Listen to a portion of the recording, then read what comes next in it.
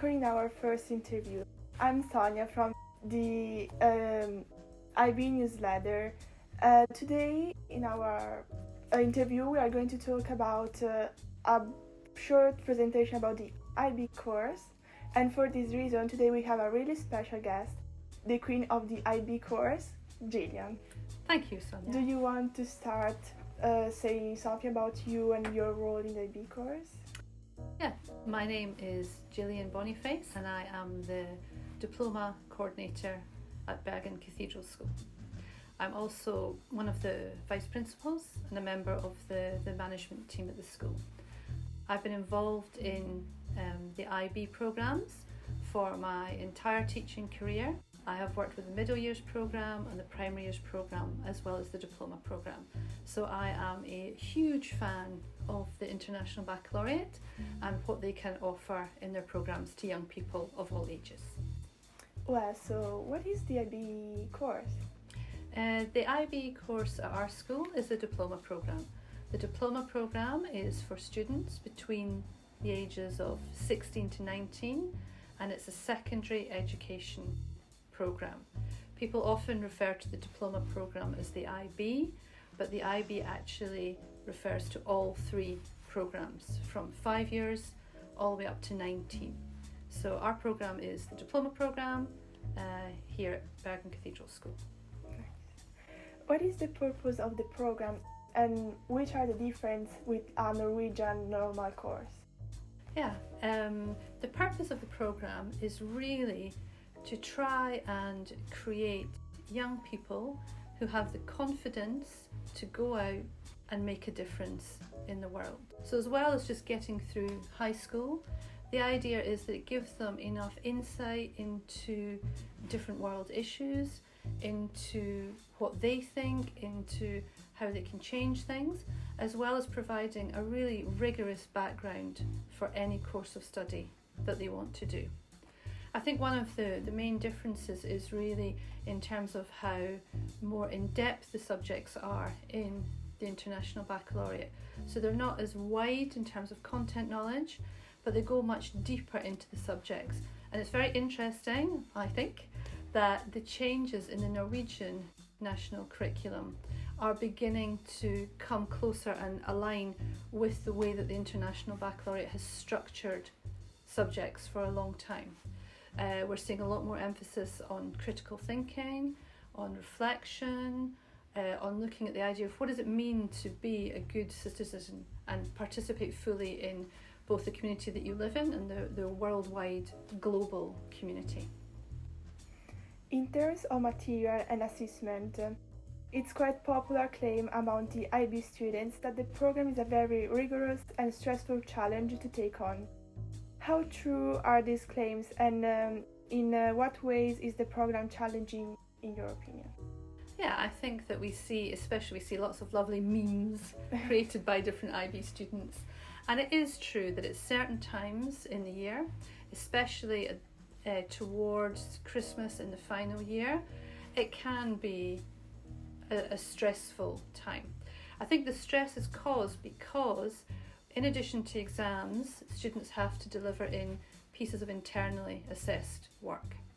And one of the goals of the IB as well is to teach good self-management skills, to teach students how to be balanced.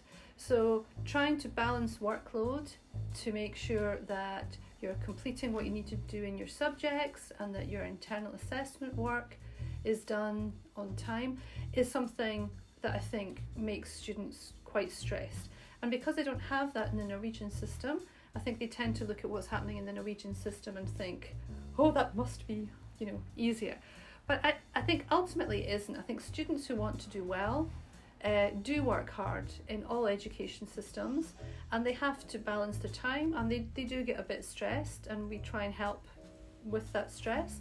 But I think that the programmes are equally challenging across the board depending on what you choose. You have to put in quite a lot of hours if you want to do really well.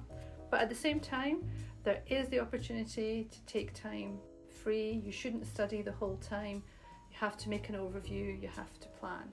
So this is something that we try and help students with, to achieve this balance that makes them better able to cope with the stresses of being a learner in the 21st century. Are there any requirements for being in the IB program, or can anyone be a good student in the IB course? I think anyone can be a good student in the IB course. We have a requirement in terms of grades for maths and English, because our programme is offered in English, and because it is quite a high level of language that's used in the programme, students have to feel fairly confident in their use of English. Otherwise, it's very much up to the subjects that students pick. If you choose subjects that you're interested in, that you want to learn about, then I think it's much easier to have that balance and to feel that you are going to do well and that you're going to be a good student.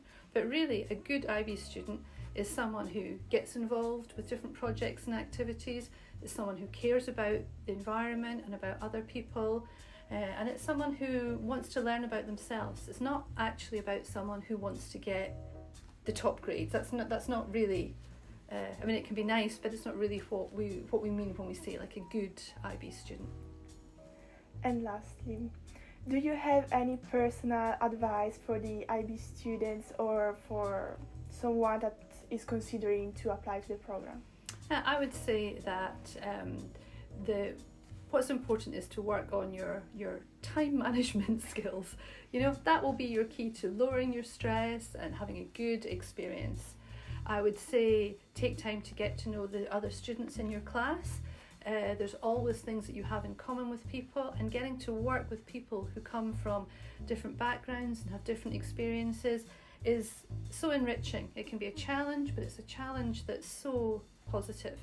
And I would also say to students to listen to their teachers, that the advice that you get from your teachers is really invaluable. They've been teaching the IB here diploma programme for a long time, and they understand where the focus should be, and if they give you advice, then they're doing it because they want you to succeed and achieve as well as you can. So I hope that we'll continue to have very many students who apply. I think the diversity of the students within our programme is our strength, and I would certainly welcome anyone who is interested in seeing what difference they can make to join our programme. Thank you so much for watching our video. See you next time, and thank you so much, Gillian, for being in our video. Thank you. Bye.